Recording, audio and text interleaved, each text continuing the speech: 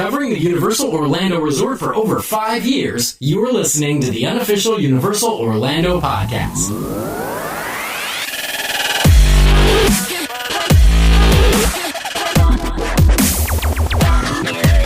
Hello everyone and welcome to episode 226 of the unofficial Universal Orlando podcast. I am your host Lee and I am on my own this week and next week and the week after, kind of. This is our annual Christmas break and over the next 3 shows we're going to be bringing you something a little bit different. Something actually I've been working on for quite some time and I just wanted to say thanks to everybody who's been part of this. But what I am proposing for the next 3 weeks is a documentary, or a podumentary if you like, is what I've actually called it. Getting behind what it means to be a Universal Orlando fan. So, without further ado, let's move on to the show.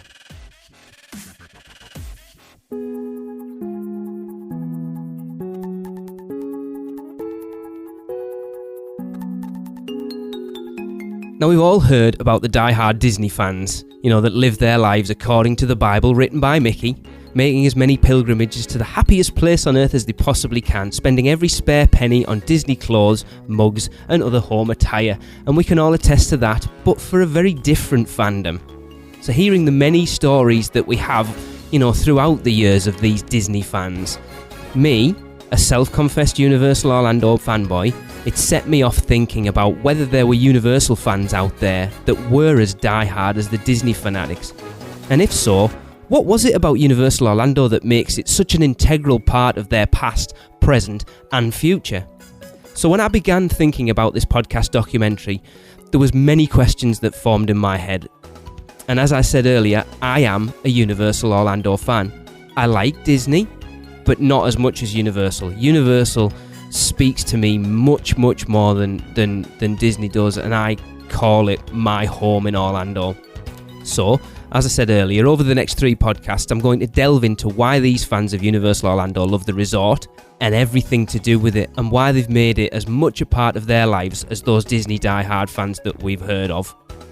Now, I reached out to a number of people in the Universal Orlando community, from super fans to bloggers to podcasters, every walk of life that is a Universal Orlando fan. Some of these people you may know, some of these people you might not know.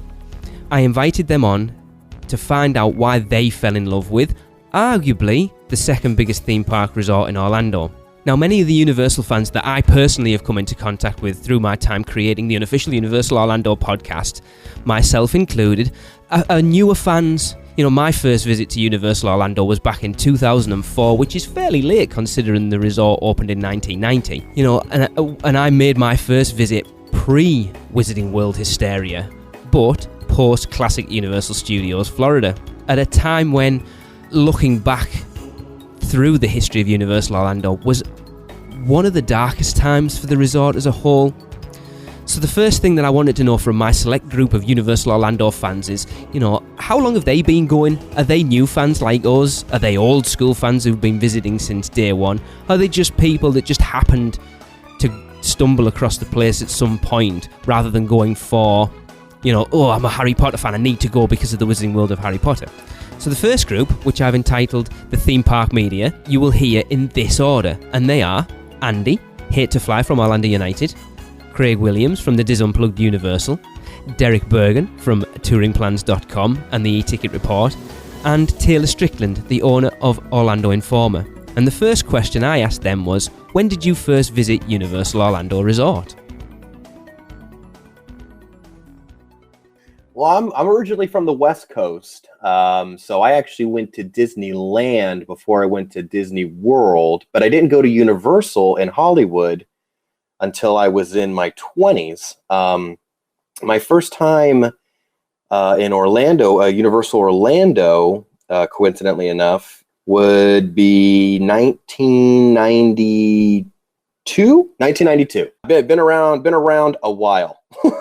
My first visit to Universal Orlando was extremely unique because growing up, my family was very Disney heavy oriented. We came down to Orlando many times throughout my childhood, but it was solely always to visit Walt Disney World. And so much that Walt Disney World had an effect on me to the point that I joined the college program and came down and worked for the Mouse like so many other people do.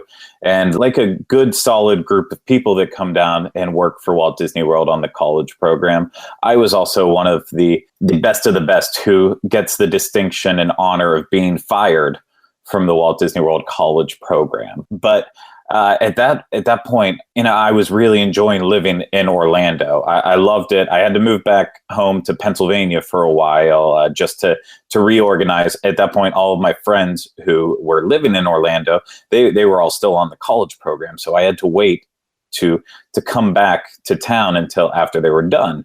And that's exactly what I did. As soon as their programs ended, I picked everything back up, put it all in my car, and I drove down to Orlando using a townhouse that I found off of Craigslist that seemed to be very cheap and not super far away from anything. And I said to myself, well, I can't get a job back at Walt Disney World anymore. I am banished from working there for at least 6 months or so, however long it takes to get back into the system. So in the meantime, I need to start looking around at restaurants, just other tourist attractions in the area, and of course Universal Orlando. And so I had a good amount of attraction experience at that point from working at Disney. It was in January 2011. I applied for a job for the very first time, and within a week I had gotten that call back, come into Universal Orlando, and you're going to come and do an actual interview, and we're going to figure out if you have a future with us. And I was denied. I was told that I didn't have what they were looking for at the time, and if anything opened up, then they would make sure to get in touch with me in the future.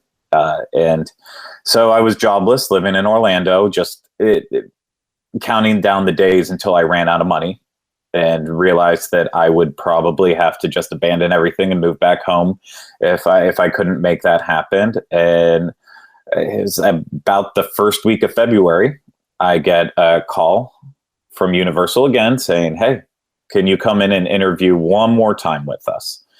So I did, went in, interviewed with a different person, and I want to say I was only talking to them for maybe 5 or 10 minutes before it wasn't any beating around the bush. They loved that I had been working over a test track at Walt Disney World. So they said, okay, well, what attraction do you want to work at? At that point, the only thing I really knew about the Wizarding World of Harry Potter, and I knew of E.T. because I had a friend that I was working with who was also working at E.T. at the time. And, growing up watching Nickelodeon here, like every good child should, you always saw the advertisements for Universal Studios Florida and seeing classic attractions like E.T., Jaws. And so I just went in saying E.T., and the lady who was doing my interview basically laughed in my face and said, no, you would get bored there. And so she recommended either Harry Potter and the Forbidden Journey or the Hollywood Rip Ride Rocket. So I ended up going with Harry Potter and the Forbidden Journey. Essentially, after that, a couple weeks later, I came back and I started my whole orientation, which I successfully managed to get fired and rehired during my orientation, which is a great story as well. I made it through. And, I left all the training buildings that we were at and took my ID, went straight in the parks. This is before I even had seen Journey. So I wanted to finally go see the place that I was working at for the very first time. And so I went into the park like a normal guest in Islands of Adventure. And I remember being completely just dumbfounded with how beautiful the park was. The second I walked into port of entry, my jaw dropped. it kept getting better because I had no idea where I was going. I knew that Forbidden Journey was all the way back at the end of the park. I figured I have to pick one way to walk around instead of going Seuss Landing way. I then made my way through Marvel Superhero Island and just stepping foot into Jurassic Park, and finally made it around to see the Wizarding World of Harry Potter for the first time. And just I rushed over there. I was still in my business casual attire and everything, but I got there just in time to get in to the attraction right before it was getting ready to close for the night. So I can literally still visualize every footstep I was taking through that castle, seeing the details that they put into bringing Harry Potter to life in a theme park. And, that took me to getting onto the attraction and riding Forbidden Journey for the very first time. I had no idea any of the history behind the ride. I didn't know what a Kuka robot was at that point in time. Yeah, so that was my very first visit to Universal. It closed at 7:00 that night, so I slowly made my way out through the Lost Continent, seeing that for the first time, Seuss Landing, and went back to my car, and I knew at that point that I had made the right decision in trying to work at Universal. I've actually been very blessed, even though I didn't know it at the time, in terms of my grandmother and my mother. My dad has never been involved in my life, but those two really formed my theme park experiences, and they started taking me at a very young age, which I never appreciated at the time. And looking back, they took me to the beginning of Epcot. They took me to the beginning of Disney Hollywood Studios and Animal Kingdom. I was there at Universal Studios Florida when it opened, and then again, Alan's Adventure. I have the comic that they only put out the first year with Alan's Adventure and Marvel Superhero. So, I really got to experience a ton of things, both Universal and Disney, thanks to my mother and grandmother. And I really, unfortunately, at that time, did not take any notes, or we're not really big fans of pictures like that, so I don't really know exact dates of when I went to Universal. I just know I was there in the early 90s. I have stuff. We did the Star Trek experience, and I went through Jaws and Earthquake and King Kong and Futuristic World of Hanna-Barbera. We did all that stuff. Unfortunately, I don't have a specific date, whereas I think at least today's world, more people are in tune of scrapbooking, or they're taking photos and selfies and posting on Twitter. So they have dates. They know exactly when every big major moment of their lives. I think when I was growing up, it was more experiences, and we just went and enjoyed things and less in terms of memorabilia. So I was there in the beginning, probably in the first year it opened in 1990, but I don't know the exact date.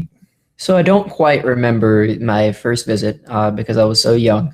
But I definitely remember just completely growing up at Universal Orlando, much, much before the Wizarding World of Harry Potter days.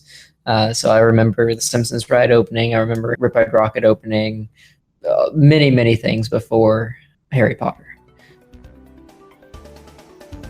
So moving on, the next group I asked that same question to was the Universal Ladies. And they are, in this order, Amanda Boston White from Diz After Dark on YouTube, Danny Dennison, that you might know from Twitter as @ThisFloridaLife, Maureen Deal from Autism at the Park, and of course Tracy, my wife and co-host on the UUOP.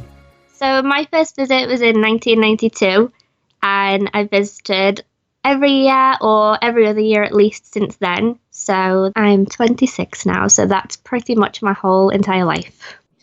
I'm very fortunate to have grown up and spent my entire life here in Orlando. And my first visit to Universal was opening year. And I remember seeing advertisements in the newspaper. In fact, one of my most vivid memories of theme parks is seeing in the local newspaper an ad that Disney took out to welcome Universal. It had a cartoon drawing of Mickey Mouse and it said, welcome Universal Studios Florida. What's good for tourism is good for Orlando. For I think about 8 at the time. And that really stuck into my memory. And my second most vivid memory going to Universal is actually an 8th grade field trip. So I would have been about 13 or 14 at the time. And we were waiting in line for Back to the Future. And I was nervous as all get out, but I had to do it because there was a cute boy in my class that was going to go on it. And, I had to impress the cute boy. I went on Back to the Future, and I was super sick for like a good hour afterwards, but it was so worth it because cute boy noticed me, and I felt good conquering my fears. And that's actually one of the reasons, unbeknownst to me, as to why I have kind of become a Universal fan, especially now more so in the past 2 to 3 years than I have been really my whole life. I first visited Universal Orlando in 2010, about a month before Harry Potter opened. I'm a huge fan of Harry Potter. You could say I'm a bit obsessive with the books and the movies. And we had only been going to Disney and SeaWorld since we moved here in 2007. But I knew I wanted to check out the Harry Potter area. So we had gotten tickets to Universal and Islands. And my husband and son had gone to the parks a couple times without me before I went the first time. And the first time was in 2010 in the spring.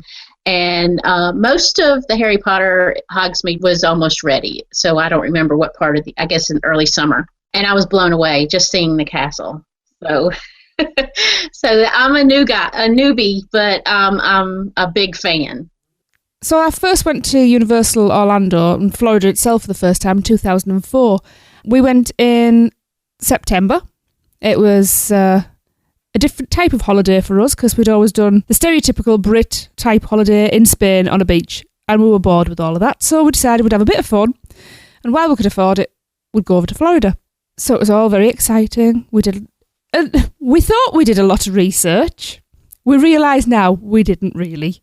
Yeah, we had an interesting arrival because we basically flew in as they were shutting everything down because Hurricane Jean was chasing us. So that was a bit weird, driving through deserted roads, but very nice for your first time there because we weren't too overwhelmed by the traffic. While we were doing our research, as it were, Lee came across a little event called Halloween Horror Nights. Now, this was the 14th one we attended. Not the 14th one we had attended. This was I can't even speak. Halloween Horror Nights 14. And we went one evening. That was it. And I think we maybe did every house once, maybe a couple of them twice. I'm not really sure. But we'd had a full day in the parks and we would have stayed the entire day except my feet gave out about 1 a.m. So sadly we had to leave.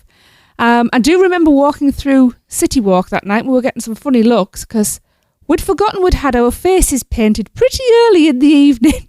But that was really good fun. Yeah, I mean, it's 12 years ago? And the changes that we've seen in the park since then. There's been quite a few. Okie dokie, next group up we have the rest of the unofficial Universal Orlando podcast crew and the Dead Man's Digest team. So next up you're going to hear, in this order, Darren, Hunter, Nina and Travis. And I asked them again, when did you first visit Universal Orlando?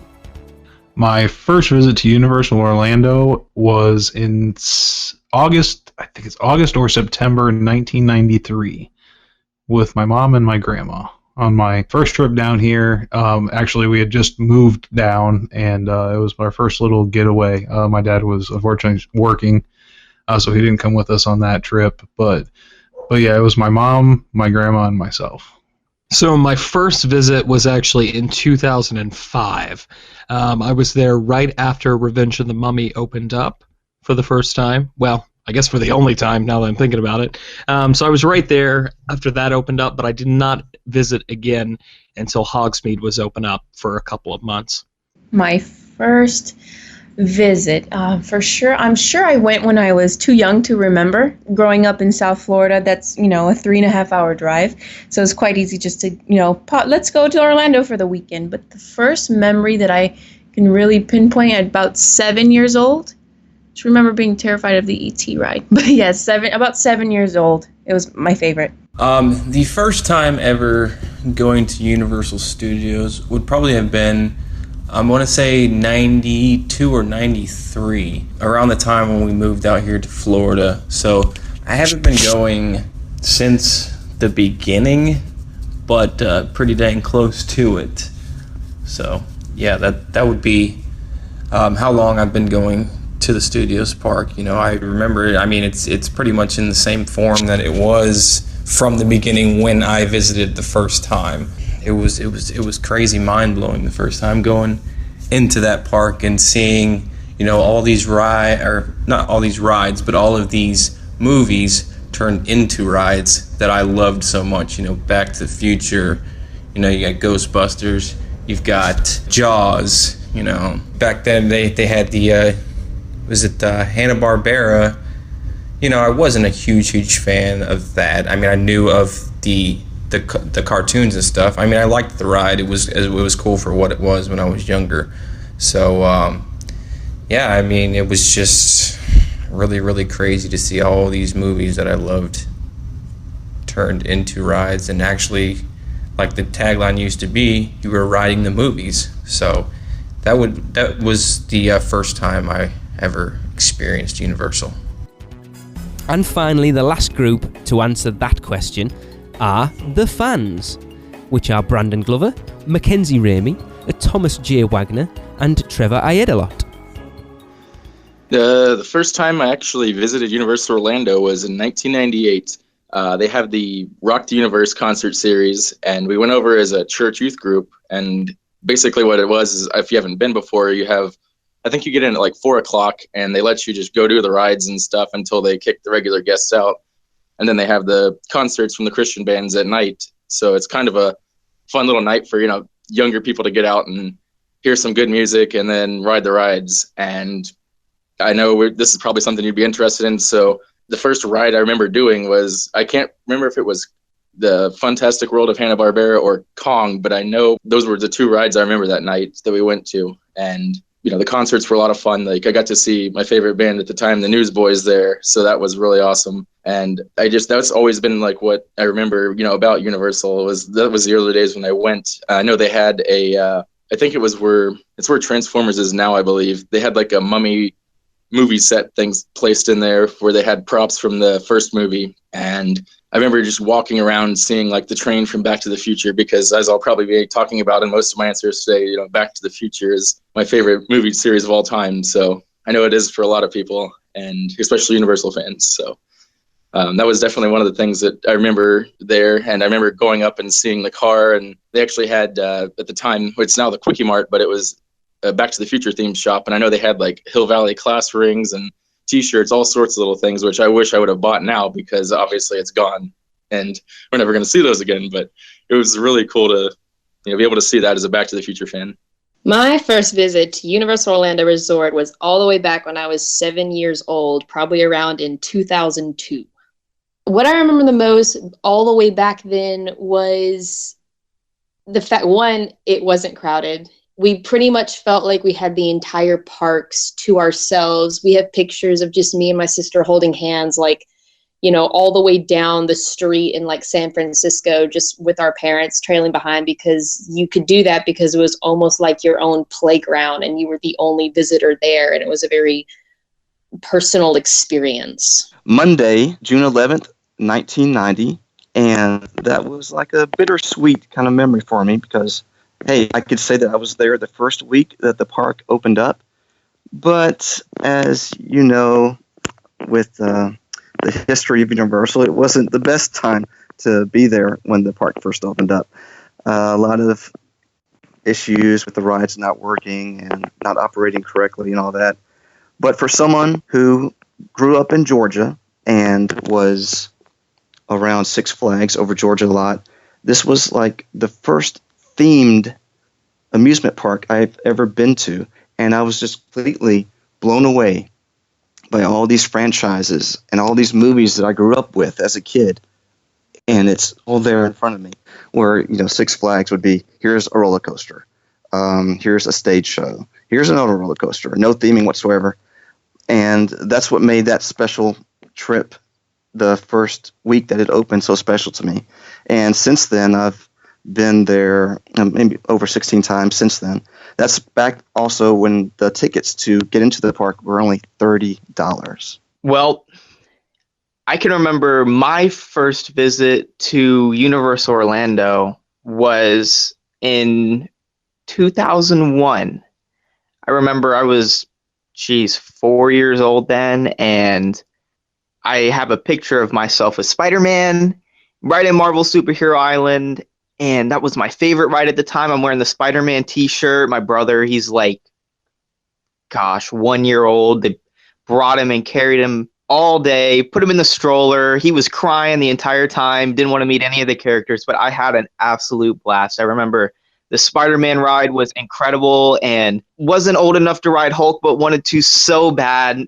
I was dying to ride that. I couldn't ride almost any of the rides there. I could ride Spider-Man, most of the Seuss's Landing rides. I just loved those attractions so much. Don't remember too much about Universal Studios. For some reason, it doesn't stick into my head.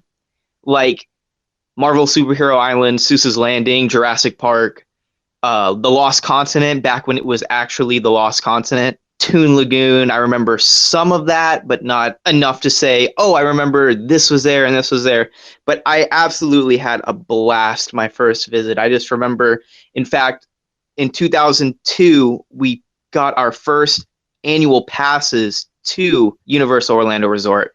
And that was my favorite thing in the entire world to go and do. Right before Disney, we got those. And they were running this deal where it was get 1 year free if you bought the first year. I think they were really struggling with attendance at that time due to the terrorist attacks in 2001. And I remember going every weekend. It was absolutely incredible.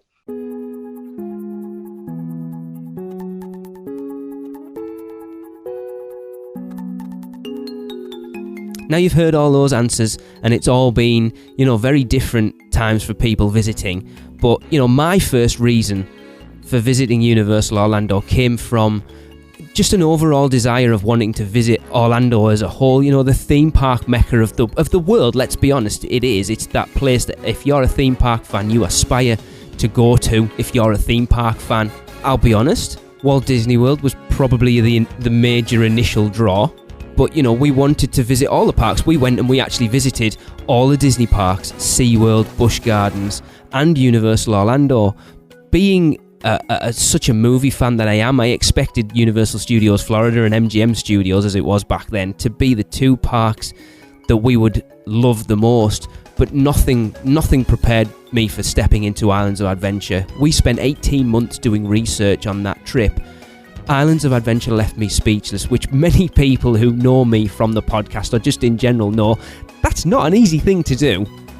It's just unlike any theme park ever, and I think when Islands of Adventure opened, it changed the face of theme parks. And I enjoyed Universal Studios Florida, but it was Islands of Adventure that made me instantly fall in love with Universal Orlando Resort. Now that love has subsequently grown into somewhat of an obsession. Yes, as Tracy, my wife, will attest to. But, that's my story. But I'm sure everyone has their own story of why they wanted to visit Universal Orlando Resort in the first place. Which made me ask my guests, in the same order as you heard them previously, what was it that attracted you to Universal Orlando in the first place? When I first went there, I was pretty young. Let's see, I would have been... about 8 years old, 7 or 8 years old, my very first time there. So I didn't really get to experience as much. And granted, back then, the ride selection was rather limited compared to what it is in present day. But I still remember being young and you see these promotional materials for these grand experiences and adventures. And they're much more relatable to me as a young boy. You see King Kong and Jaws and Back to the Future, which was like the biggest thing going, which I'm pretty sure was brand new when we went, and E.T. and Earthquake and things that you could relate to, the Ghostbusters. And it was just, you see all of this, the way it was this grand way of bringing all these stories together. It's just like, I want to go see this. So my parents took me. And I still remember King Kong going through the queue, and it was one of those experiences where you're going through this extremely immersive environment, and it was the first time I actually was in line for a ride, even at that age, where I couldn't help but look around and be like, this is, I'm not upset that I have to wait in this line right now. This is a very cool experience. And me being that age, I was much more prone to Ghostbusters, King Kong, and Jaws. So King Kong was the first ride, and the moment we got on this ride, I mean, I just remember being a kid and just being blown away. You know, current day, we kind of understand how these illusions are done, but when you're a child, you're just looking around like this is real life, and the experience itself was so realistic and so grand.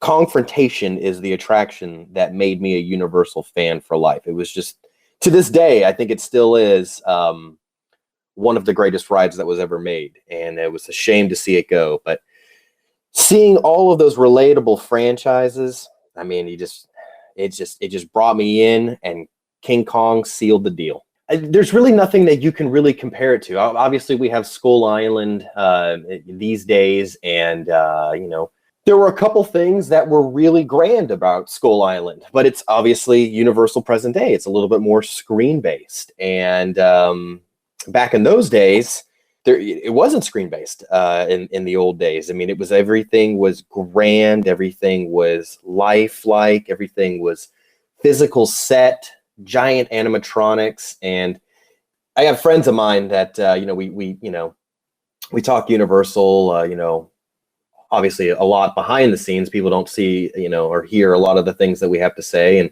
just as a true fan, and I feel for people that never got to experience that attraction. The one thing that really drew me in at Universal after starting to be there for a little while was actually how much they showed a passion towards their movies. I don't think there's anyone out there who's my age that can really say, oh, I didn't watch E.T. growing up. I didn't watch Jaws. Even, let's go with Twister. Everyone, I mean, I remember seeing Twister in theaters thinking it was the greatest thing ever. I probably wore out my copy of the VHS tape back at home. And just to really see how Universal was passionate about their movies, and not even the ones that they owned, the ones that they didn't own too, and just licensed for the park, that really blew me away. You know, not that Disney doesn't do that, but they just don't do it in the same exact way as Universal. It's very funny to me in terms of kind of the immersion. I've said it before, and I always say this, is that whenever you walk into Disney, and let's say you go to Fantasyland and you're at Peter Pan, the people that are working there have nothing to do with Peter Pan. They're just workers. They're not characters in the story. But Universal, walking to Jaws for the very first time and hearing that they were all skippers that were working for Captain Jake's Amity Boat Tours. And, you know, just stuff like that. Obviously, the Wizarding World of Harry Potter, you're a student if you're working at Hogwarts. You're a dragon handler if you're over at Dragon Challenge. This immersing everyone, employees, into these actual rules. That's what really put the hook in to me with Universal. You know, then it multiplied from there. First, it was seeing how it put you in the movie so well, and then I got to experience Halloween Horror Nights for the first time. That's like finding Jesus for Universal fans in a way. Your first HHN just changes everything. It doesn't matter if you've been to a haunted house anywhere before. Once you get to experience that, you just can't go back. And you know, that's why I still go multiple times a week. That's why I base my entire life around it. It puts you in this environment that hasn't been replicated anywhere else, in my opinion. I love movies. I love movies more than I love theme parks. I mean, much more. And my favorite movie of all time is Jaws. And this might be controversial, I don't think Jaws was that great of a ride. But I love the fact that there was a Jaws area. And at the time, you know, at Amity, and they had the games of chance and stuff like that. And they were selling a lot more Jaws merchandise. You had the hot dog stands. It was really being in a Jaws environment, which was great. But I love King Kong. I loved, like I said, the Star Trek experience. I did that. I watched tons of TV. So like in the Alfred Hitchcock, loved the cartoons, grew up in the Flintstones and the Jetsons. So I love that. So I loved IPs before I even knew what IPs were. And so Universal was giving me this stuff that I grew up on TV. Maybe that my previous answer, I didn't have a father figure in my life. I spent a lot of time watching TV growing up. It's like de facto babysitter. So these kind of became parts of my life, and rewatching movies and Star Wars and just becoming obsessed with some of these parts of pop culture. And Universal is much more upfront in giving you that experience with pop culture, where as Disney did better doing stories and themed lands, Universal was giving you this one great thrill attraction or experience in, say, Jaws, and then you can go to King Kong and get something completely different. And I love that. And I think that was absolutely great. So at the time, at least as a kid and growing up, that was what attracted me to Universal as opposed to stuff like Epcot. I thought there was a stark difference. And Universal was more targeting me and my love for both television and movies. Growing up, like very, very young, so this is like under 10 probably, I remember, taking the yearly trip I would for my birthday, and I grew up in Fort Lauderdale, Florida, so about a 3-hour drive to Universal Orlando. So it started out with about yearly trips, and then I remember going on the Halloween Horror Nights websites as like a really, really young kid, which probably shouldn't have done because there's nightmares, but so I remember looking at the Storyteller website. I remember looking at, I think it was the Storyteller on the 2006 website, actually, the Sweet 16 website. And then I remember looking at Carnival of Carnage in 2007 and asking my parents if I could go, and them saying absolutely not. And so, but finally, over the summer of 2008, what really, really like hooked me onto Halloween Horror Nights, and then and I was already following Universal and Halloween Horror Nights, but really like tied the knot almost was 2008's buildup of Bloody Mary at Halloween Horror Nights. I remember checking the website every week and seeing the new case files for Mary Agana, and finally got to go to Halloween Horror Nights that year. Loved it. Went back a second time. Was absolutely scared out of my mind, but knew it was something I really liked. And then ever since then, been hooked on Halloween Horror Nights and then Universal Orlando as a whole as well. I was 2 years old then, so I just kind of got taken to Universal. But after that, I was so obsessed with E.T. and the thought of actually seeing E.T. in real life and going on this gigantic adventure with him made me literally beg my parents every single year to take me back. And as I got older and I got really into films, I loved being able to ride the movies, as Universal would call it, and interact with all of my favourite characters.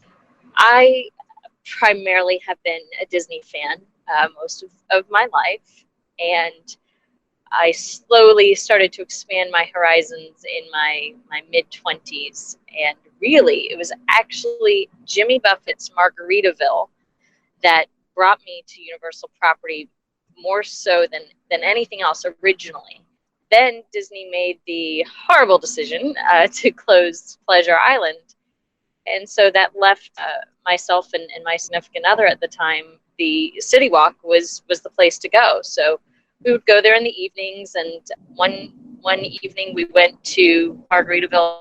We enjoyed ourselves maybe a little bit too much, and he asked if I wanted to go get annual passes to Universal, and I think he thought I would say no because I was such a thrill ride chicken at the time. So I called his bluff and said yes, and we moseyed on over to the ticket window and bought annual passes.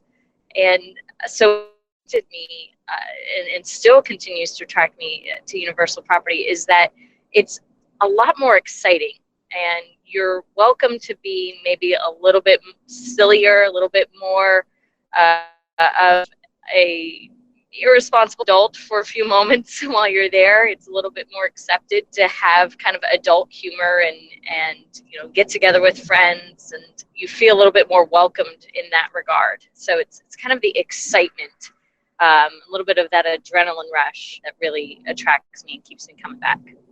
In the first place, it was the Harry Potter Hogsmeade. We first started going there right as it opened. In fact, we were able to do a week before it opened, the preview, when it was open for previews. And I don't like to wait in lines. My son has autism, and he is not a line waiter at all. But I said, well, we'll wait in this queue for an hour, and then we'll leave if we can't get in. And it was the queue for Forbidden Journey. And we stood out there, and we were in the herbology area outside for a long time. But anyway, we got in, and I was hooked. I mean, it was like, we're getting the annual pass. We're coming back all the time. But I also, in turn, I fell in love with the other aspects of Universal and Islands of Adventure. But the Harry Potter was the original attraction for me. One of the things that brought me and Lee together was our mutual love of films. And from being a small child, I have loved the big scary rides. And as much as I liked, as much as I was attracted to the mouse and the colour and the fun of it, it doesn't have those big rides. So for me, Universal was always a bigger pull. It had the movie themes, it had the sets, and it had the bigger rides. And of course, the tagline of the parks was Ride the Movies. So it was absolutely a no-brainer for me that I think I knew from the outset I was always going to love Universal a little bit more than Disney. The thing that attracted me most about Universal Orlando, especially after my first visit, because I didn't know a whole lot going in, but then going there and seeing there's a theme park here, and it's like the one you just visited, Disney, but that you're just a little bit older than, I was 10 years old, so I was just about getting into that age where I'm not as interested in, the Disney characters and the Disney movies and things as much as I'm getting into other, boy stuff. So like Ghostbusters. And guess what? The Ghostbusters had a show there. And they had the Ecto-1, and I got to actually meet the Ghostbusters, and that was amazing to me. And of course, one of my favorite movies at the time, and still is, and will always be, is Back to the Future. And I got to actually get in a DeLorean and go back in time and knock Biff, right back into the future again. Those experiences, I was always into horror as a kid too, so being able to go to the Alfred Hitchcock thing and see my first 3D movie at Universal, which was The Birds 3D at the time, was incomprehensible to me as a kid at the time. And the whole park, the studio aspect of it, feeling like I was really on set of these movies, just blew me away as a kid. And that was what sparked the love and what keeps it going until now. So what attracted us is, by that point, I have done 2 separate trips to Walt Disney World. And Walt Disney World, I still absolutely love to this day. But after experiencing Walt Disney World for those first 2 trips, because I didn't live in Florida at the time, we decided to do something a little bit different. So we actually did a week on property, well, slightly off property, but at the Universal Orlando Resort area. And that's where I really came to admire what Universal was doing and how different they were from their competitors up the road. Islands of Adventure at that time was mind-blowing. Like, it had the properties and everything I loved. Now, I was not a big thrill seeker, so I actually did not ride a ton, but that's the first time I got to ride the Spider-Man attraction, and I absolutely fell in love with it, and I think that plays a lot into the person I am today as far as theme parks.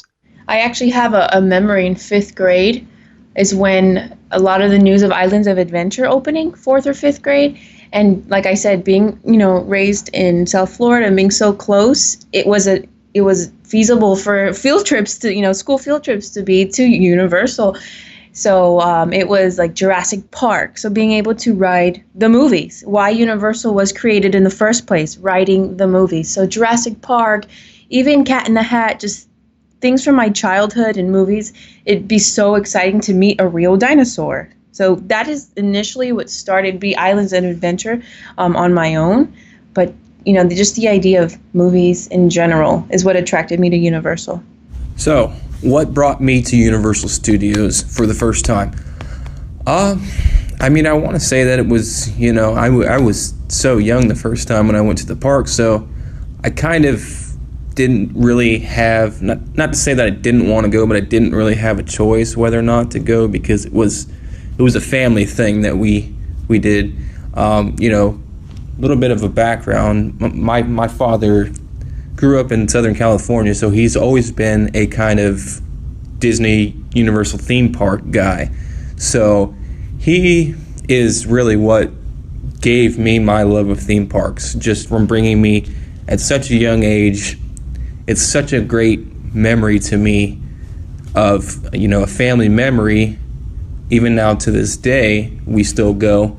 So yeah, it was more of just, I loved movies, and I always wanted to see this theme park. So it was a little bit of both, me wanting to go and it just being a family thing where we all got together and would have fun in the theme parks and, just going there. Like I said, everything was larger than life, getting to ride these movies that you never thought you'd be able to get and be in and experience. They put you in the middle of these movies, and it was just so cool to see it. These parks hold a special nostalgic aspect, especially for me, just from going at such a young age. And when you're younger, everything is always a lot grander when you're looking at it because you're younger. You don't have as much world life experience, so it's I don't know if that makes any sense, but thinking back on it now, I'm saying it. But yeah, it was nuts, man, seeing that place for the first time. That's what drew me to it. My pretty much, I want to sum it up with it being my dad always being a theme park guy, and him passing that love on to us and making us really love these theme parks too, because we all go still to this day. So yeah, that's what drew me to Universal Studios for the first time. Honestly, what really attracted me was just the movies. Back to the Future was just one of those things that I watched probably hundreds of times as a kid. And, we had the toys and things like little cars. And when we was able to go over there, I think more for me, the first trip was, we're going to go see these bands. But after that, it was like, oh man, they have Back to the Future here. They have Jaws, which I'll admit I was scared to ride for a long time. But you had Kong, you had all these larger than life rides, and that just attracted me. And Disney, we were always, and we still are Disney people, but when you go to Universal, it was something different. You felt like you were, the tagline used to be "Ride the Movies," and you felt like you were in the movies. You felt like you were part of Jaws or you were part of Kongfrontation, and it really puts you into the movies. And they did a great job of it back then. And then, not that they don't now, but they really, you felt that as a kid, maybe seeing it as an adult, a little differently, but as a kid, you felt like, wow, I'm in this movie now. And that's, I think, what really kind of attracted me. And, with Islands of Adventure, we kind of didn't know that it was coming. I mean, we didn't really sit on the internet and talk about stuff like we do now. And we had no idea that it was coming, but we just happened to go one day as a youth group. Actually, no, I take that back. My first visit for Islands of Adventure was on my birthday in, I think, 2000. And we were like, oh man, they have all these roller coasters. And I was finally getting to the point where I was going to ride these bigger rides, like the roller coasters and all, and went on Hulk the first thing. And this may sound a little gross, but I'll always remember this. We go to ride the Hulk, and we look down in the floor, and there's wood chips in the floor, and they're like, just wait till the next car. We're like, okay, so somebody didn't have such a good ride before us, but that element of thrill, we were just starting to get into the element, the thrill rides and things, and that's what drew us to Islands of Adventure. And Spider-Man quickly became one of my favorite rides on the planet at that point, because there was nothing like it before. It was all these brand new attractions, like you had dueling dragons, like the near miss part was still working back then. Obviously it was brand new, but things like that really just was something we've never seen before. And like the lands were better themed than, I'm not saying they're better themed than Disney, but it was different theming. Like Dr. Seuss had all these cool little elements, and the Lost Continent was one of the coolest places I've ever seen in a park, at that time. So there was all these things that just kind of was just something new and exciting, different from Disney, because, we'd done Disney all those years. And then it got to this point where this is something new and exciting. And that kind of is what drew us in. Wow. That attracted me to Universal was probably, I felt something there that I didn't feel at Disney. And even though growing up, I knew more characters maybe at Disney World, me and my sister, we never really liked it. And then when my parents took us in around 2002 to Universal, we never wanted to go back. And we just found something there. And being so young, I guess that's probably, it's an indescribable feeling that we felt, that I'm sure a lot of kids probably feel at Disney when they see Mickey Mouse and the princess's castle. But for us, and me and my sister, when we saw, the Universal Globe and the Islands of Adventure Tower, that's our castle, and those are our parks. Not Disney, but I mean, the Spider-Man, him, there's just so many things that I remember from the childhood that just sparked something inside of me that made me feel happy, that made me feel like I just wanted to discover every single inch of the park. Well, the first thing, I only knew that there was like a Universal Studios Hollywood all the way to California. And the object of me going there to California on a plane and all that didn't seem too likely at the time. And so back in 1989, I went to go see Back to the Future 2 with my bro. And during the trailers, there was a movie trailer for Universal Studios Florida.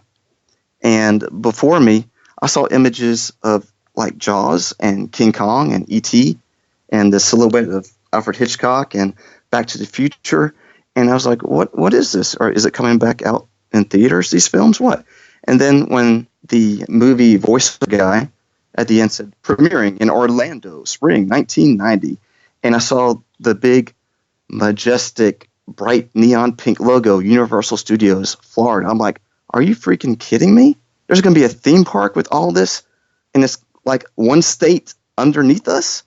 And I looked at bro, and I was like, dude, we've got to go. I mean, Jaws is our favorite film of all time, and it was very hard to concentrate on the rest of the Back to the Future 2 film at that time after what I just experienced. I'm like, I've got to go there. It's every movie that I like. It's Back to the Future, it's Jaws, it's E.T., it's like everything. So as soon as the film was over with, we started making plans. We've got to go there when it opens. And with Disney, it's like cartoons mostly and animated features, but this was live action, like adult teenager movies, and I couldn't wait to go there. And so what attracted me to Universal in the first place was that one little 2-minute movie trailer that I saw in the theater. I was hooked as soon as I saw that. Woo! Oh, let's see. I think what attracted me to Universal Orlando, or at least to Islands of Adventure, that being the park I can remember, was the incredible amount of detail that went into that theme park. Aside from Walt Disney World, I can't think of another theme park that was as well done, as decorated, dressed, themed as Islands of Adventure was at the time. Specifically Lost Continent, I know it gets some flack now for lacking of any specific attraction that's mainly enjoyable, but I personally love the detail, especially at Mythos. If you go and sit down and you eat there, walk through the restaurant, it is absolutely incredible. But not just the Lost Continent. I know Marvel Superhero Island was so cool because you're walking around with Spider-Man and Wolverine and Captain America. These characters are walking around and they are interacting with people. They are letting you take their picture. They're running through the streets, driving at the time their ATVs. I thought that was absolutely incredible. And then Jurassic Park. That is amazing. Biggest themed land in Islands of Adventure. And I thought that was so cool with their little Camp Jurassic at the time. That was so cool to me. And at night they had the flames coming up out of the little torches that they had. They had the big waterfall in the play area and the flyers. I cannot remember the name for the life of me. I always call them the wrong thing, but they are absolutely just so much fun. And the theming that goes into that park is just amazing. At the time, I know I probably didn't appreciate that as much, but I just thought it was cool. It immersed me in the park. And that, I think, is the whole goal of Islands of Adventure, is just to get you into that park and immersed. And then the Universal Studio side of things, just being immersed in the movies more than the lands themselves. When you go in and you feel like you're physically in that movie. Terminator 2, I know that was one of the first attempts, but it's really cool being a 3D attraction and maybe a little outdated now, but I think that is still such a cool attraction to have Arnold Schwarzenegger on screen kind of talking to you. I'm like, oh, that's so cool. It just being immersed, I guess, is the central theme there. I just feel like I am immersed, sort of like Walt Disney World. When you go into the park, it's just a different feeling, unlike anything else.